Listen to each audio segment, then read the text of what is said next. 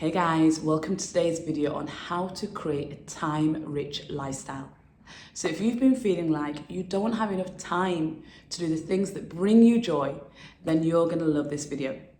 So if you're new to my channel, my name is Elika. I'm an energy optimization coach and a trusted advisor for purpose-driven leaders who understand that energy is your most valuable currency. And that's the thing that you're gonna need to be on top of to create the impacts that you wanna create here in this world. So let's jump in with some of the rituals and habits that I've created to have a time-rich lifestyle. So the first thing that I do is I automate in so many different areas. It's so funny because for me, it starts to come naturally now. Once I get a habit that I think this works, this is sustainable, I automate it. And one of the places that I automate is my movement patterns. What do I mean by movement? I like to call exercise movement because I believe that movement is what the body needs. And exercise comes with a lot of connotations that I don't necessarily need. Like I don't need to have gym membership, but I do need to move my body. So when I automate the movement pattern, the first thing that's really important, and please refer to any videos that I've done on movement, but I like to first know what my outcome is. So my outcome for my movement is I want to have a body that is lean, strong, and flexible.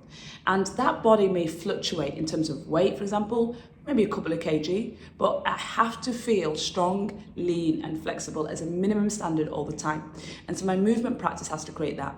So where I've automated is, I've automated my days and what I do in those days. So for example, for me, I have resistance training 3 times a week because that's what gives me the strength. And so I put that in at Monday, Wednesday, and Friday.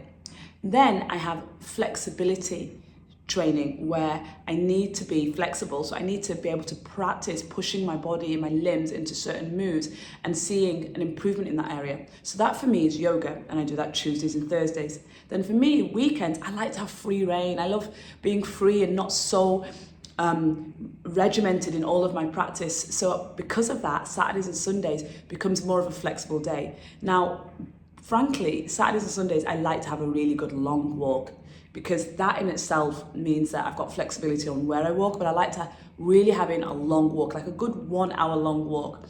So that gives me a bit of freedom to add on something else. So I can add on yoga, or maybe I'm doing salsa at the weekend, but it's just really flexible. And also what I love about the walk is, it doesn't matter where I am, whether I'm on holiday or whether I'm at home, my normal routine, I can walk in different places. So I still have that variety, but automating these 3 different types of movement. So resistance training, flexibility training, and some cardiovascular ability through walking. And then having the days that I know that these fit into means that I can wake up every day and have this automation. And then that saves me so much time thinking about what am I going to do, where I'm going to go, all of those things. The second thing that I automate is in nutrition. I do have some automation. Now, for me, I do more of an intuitive eating style. So I would never want to be the person that has to go, I have 3 meals a day at this time and this is the meal that I eat. No, that does not give my body enough time to sense what nutrients it's missing, what demands is on it that day and support that it needs from me. But what I do automate is having certain practices in place that support the flexibility that I need. What are those practices? I have some staples that I always have available. I always have frozen greens. Why frozen greens is because I like to buy fresh spinach, put it straight away in the freezer, because when I cook spinach, if it's frozen, it already has a lot of water in it, so it heats very quickly. It's also a very adaptable green vegetable that I can put into so many different things. I can have it with my breakfast meals, I can have it with lunch or dinner, and I also can put it in my smoothies. I also want to eat a lot of greens because they are so good at detoxing and supporting the liver's process of detoxification. So I always have frozen greens. I always have tinned tomatoes, because with tinned tomatoes, especially when you're buying a brand that is just literally 100% tomatoes, nothing else added, you can create so many different things with that. I can like put it in a pan with onion and garlic and crack open some eggs and have this very beautiful like simmered egg and tomato and egg stew type feeling. Shajuka. I can make a quick like dish that would be typically like the pasta dish, but I tend to not have pasta. But I would have things like meatballs and then have it in a tomato sauce, and then have it with, I would normally have something like quinoa instead of using pasta. And so tinned tomatoes just become that thing that It's like a staple that you can use as a base to create something really good. Like all meat cooked down in tomato sauce, it tastes good, especially when you just add another staple, which is onions and garlic. Onions and garlic I have to have in as a staple because it adds so much flavor to my food. I always have fresh and dried herbs. Typically when it comes to fresh herbs, because depending on if I'm traveling or if I'm eating out a lot, the fresh herbs can go off. So I usually like to just have one fresh herb that I order every week. And for me, it's usually coriander because that's one that's really good for digestion. Onion and garlic is a staple, as is ginger as well. So having some staples are really important, and I just automate those staples. So when they run out in my shopping, then I know to just reorder those as automatic. Now again, you may be shopping online and you might find that the shopping cart that you use also automates your regular orders. So that also really allows with automation. Now, there are so many other things that, to be honest with you, that I put into my staples that are in addition to that, but I just want to give you some basic examples of things that I know day in, week out, those are always there. So we talked about my movement, we talked about nutrition. I also automate in my work. What I automate here is not necessarily the work that I do, which sometimes there is some automation in there, and I'll come to that, but I automate in how I work and where I work. So I have a number of cafes that are dotted around where I live or where my meetings typically are, where I work. Now I have a rule for myself that the places that I work have to follow by certain guidelines that are important to me, having high energy. One of those is I like to have outdoor seating. I love to work outdoors. Now, I'm lucky that I have lived for the last 15 years in hot climates that are literally hot all year round. So I lived in Singapore and now I live in Dubai. So all year round, you can sit outdoors in all of these places. And even in Dubai, when it's in the summer and everyone's like, you can't sit outdoors, I am the girl that still loves to sit outdoors. Because one thing I hate in life is I really hate being cold.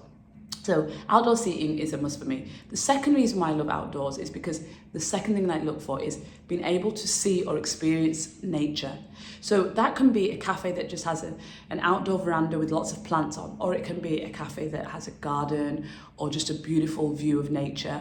But this for me just really keeps me in this high frequency of being exposed to nature, which is our natural environment.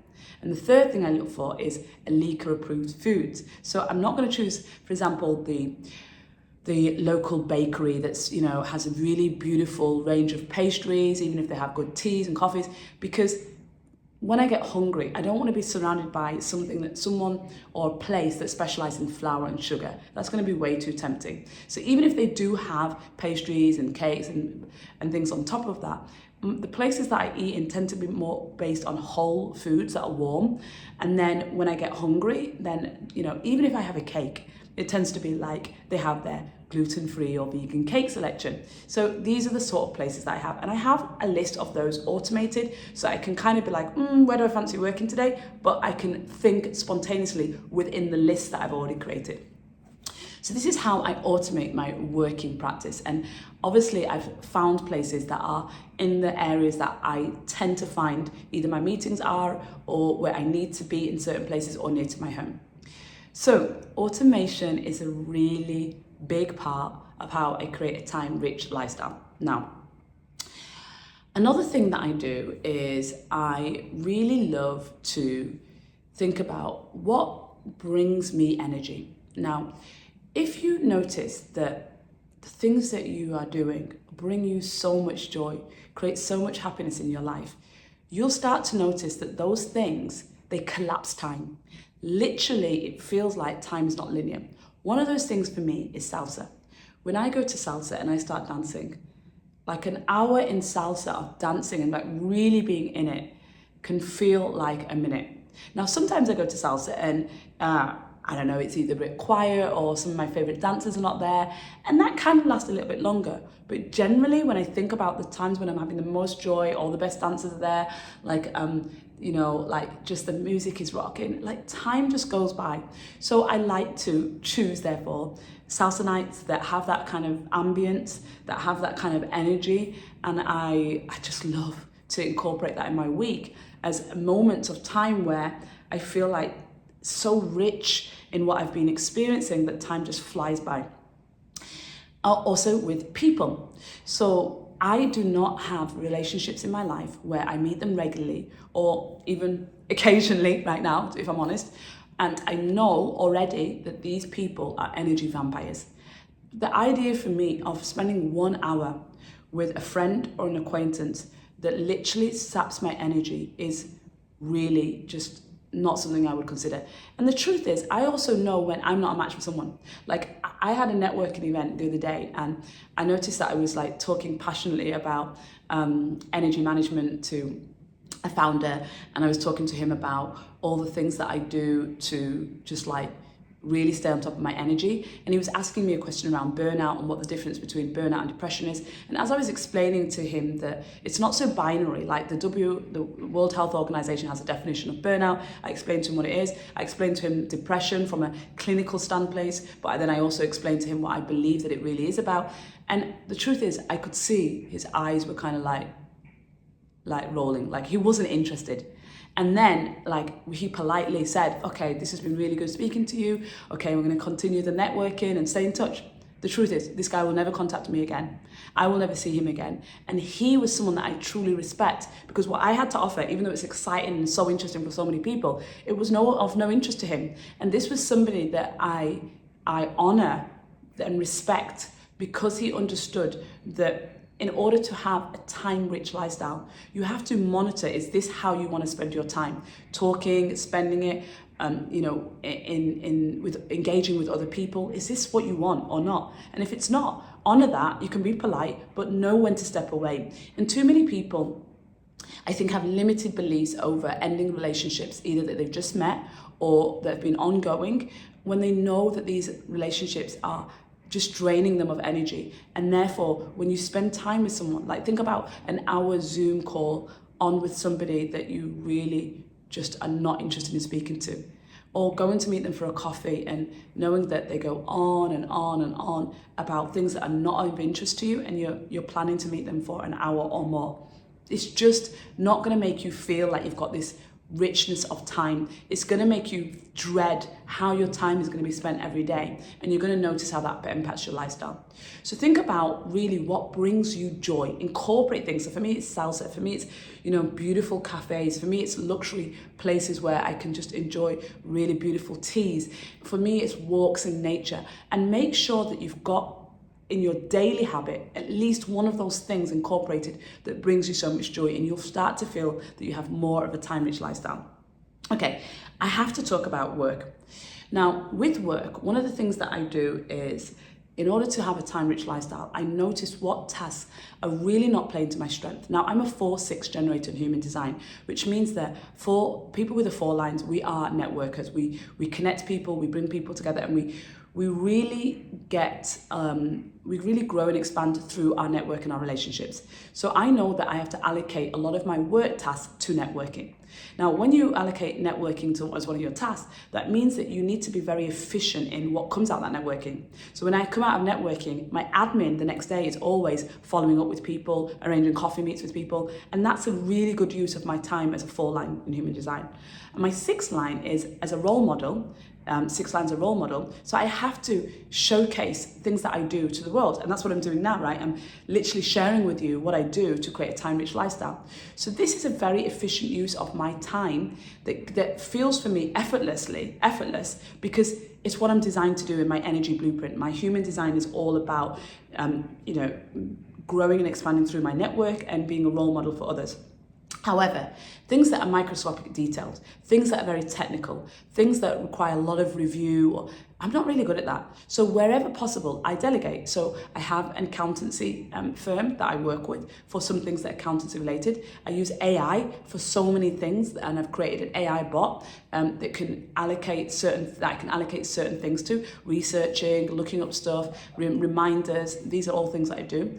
In my team, I have it allocated by specialism. So I have somebody that manages social media that can help me on the more technical element of producing content, such as uploading it to the social media platforms. I have somebody that can screen through emails and allocate tasks to the rest of the team and look at more administrative things and check up things and do data research. So these are things that are quite detail orientated that don't play to my strengths. And because I delegate in that area, I find that when I'm doing things like this that I absolutely love, I'm not so conscious about time. And even sometimes I'm doing things like this and I'm like, okay, I've got to keep this short because I've got somewhere to go after I do it. But even then, when I'm in it, like when I'm here with you now, I don't feel like this is a waste of my time or rushed in the moment, because I really enjoy it. Like, it really feels rich to be here sharing with you and using my time in this way. So this is a really great way of, when you look at your work, how do you allocate? So I'm really tapping into how my body is designed to give and receive energy through human design, and then using that to consider, how do I allocate my tasks to the things that I'm designed to do and the things that don't play to my superpowers. Okay, now, I could not go on without talking about the natural rhythm of life. So in life, we are running to a rhythm that is called the circadian rhythm. That's the 24-hour biological clock that humans are designed to run by, which governs our hormones, it governs our sleep patterns, it governs our energy, and it's the sunrise and sunset. Now, I must add to that, women are governed by the infradian rhythm, which is the 28-day cycle that governs by the moon. But when we look at both of these biological clocks, we can see how we can allocate our energy and therefore our time in this way. So for example, in 24 hours, when you look at a day that's built over 24 hours, the first part of the day is when you have the most energy because you're most rested. Now, I'm just making the assumption here that you've had between 7 to 9 hours of sleep, which is the recommended amount of minimum sleep that adults require. But assuming that is true, once your body is rested, your body has had an opportunity to replenish. So essentially, your battery, your charge is you've recharged, right? Now, in the first part of the day, you really want to use that for the tasks that are most demanding on your time, in your energy, and obviously your mental energy. So this is when I think about things like people that exercise in the evening versus exercise in the morning. It makes much sense when you've got the physical body on your side to exercise in the morning. This also makes me think about the tasks that I get done. When I need something very analytical, that's more detail orientated, for me is a 4-6 line, like doing my accounting. I do that the start of the week on a Monday morning, right? Because that's where I really need to be in that more analytical, that more prefrontal cortex that requires me to think deeply. So again, start of the day thinking, end of the day thinking, right? I don't want to do things at the end of the day that require a lot of brain work or physical stress. So I would never do strenuous exercise and put that in the evening. I would never put very difficult conversations in the evening, but I can have meetings and coffee meets and all of that. I can have that in the late afternoon, because it just requires me to show up and be and translate or transfer energy based on what's coming up for me in the moment. And I'm very good at being in the present moment. But if it's a really critical, important meeting or a presentation, again, I'd want that at the start of the day. So I wouldn't like to do, for example, a really important presentation at 4 or 5 o'clock. But again, if it's like more casual, like a dinner, like when I run the Founders Table, which is a monthly meetup of seasoned founders, I can do a dinner for that. But that's just about being in the moment and sharing and exchanging energy, not overthinking, but just really being and exchanging with others. So think about the time of day, and do you allocate the things that may require you more time if you need to think or need to use more physical energy? Do you allocate those more at the start of the day where you have more energy, or do you do it at the end of the day when the sun is coming down, which is reflecting our energy source naturally dropping? I mean, I think about men, and testosterone follows that so closely. So man's testosterone is at the lowest point at the end of the day. So when a man comes home from work, you know, I know that some men will come home from work and want to exercise or want to train. Sometimes, yes, I know that they're doing that to decompress, but it can be that they come home from work and then they've got everybody in their ear wanting to say something or wanting to download their days to them. And this is just the worst thing at the end of the day. So be mindful about yourself and co-regulating with others around the time of day. And then for women, we absolutely, of course, need to look at that time of day within 28 days.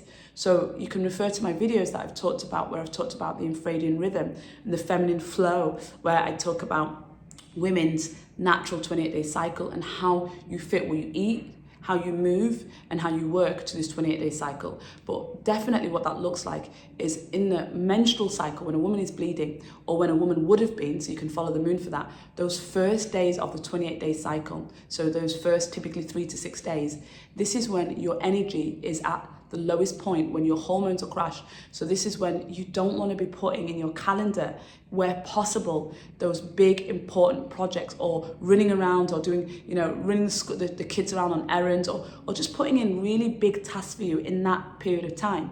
Whereas summer, when a woman is ovulating, or when she would be ovulating, this is when you really want to think about doing those outwardly expressive tasks. When estrogen is high, you want to be networking, communicating, putting yourself out there. And so we can also allocate that. And by monitoring these natural energy cycles, we're going to feel much richer in the time that we have, because we're going to have so much more energy when we do things. Okay. Lastly, the last thing I want to talk about is the Sabbath. Now, I use the word the Sabbath because most people can relate to that. But I think we all need a day of rest. And that day of rest is going to look very different for all of us. But for me, that day of rest is a more natural way of having Sundays. And so Sundays has to feel energetically different to the other days. It has to feel like there's less scheduled in. So even though I might have a scheduled catch up, like a brunch or something like that, I'll only have one thing that's scheduled. There's a lot of freedom in that day.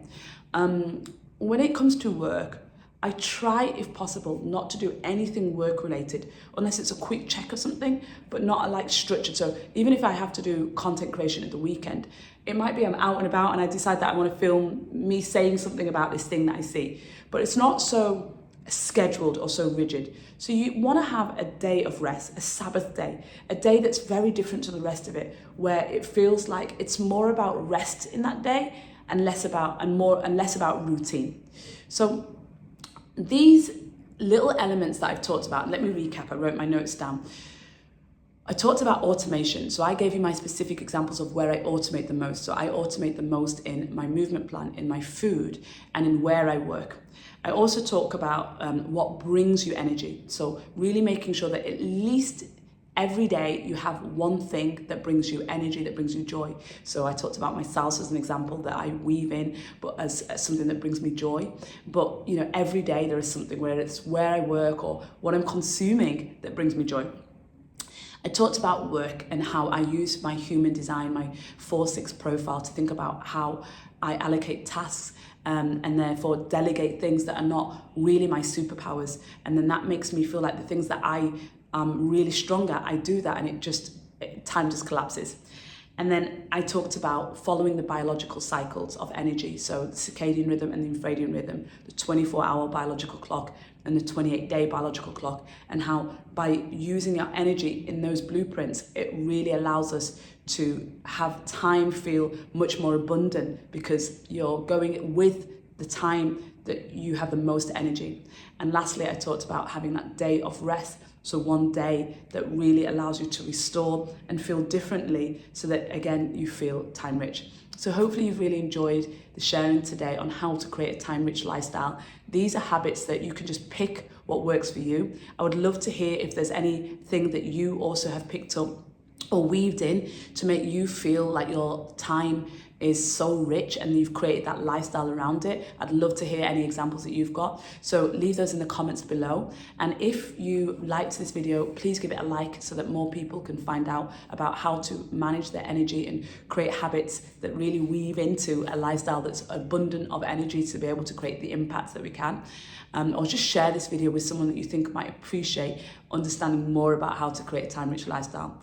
I always say that the best place to really understand deeper how I create a lifestyle that really honors the energy that I have, how to nurture it, how to nourish it, how to have it in abundance, is to sign up for my newsletter. So you'll find the details of my newsletter below. Because in the newsletter, I'm sharing not just my lifestyle, but things that I do with clients. And I share my monthly energy audit, where I literally audit every area of my life.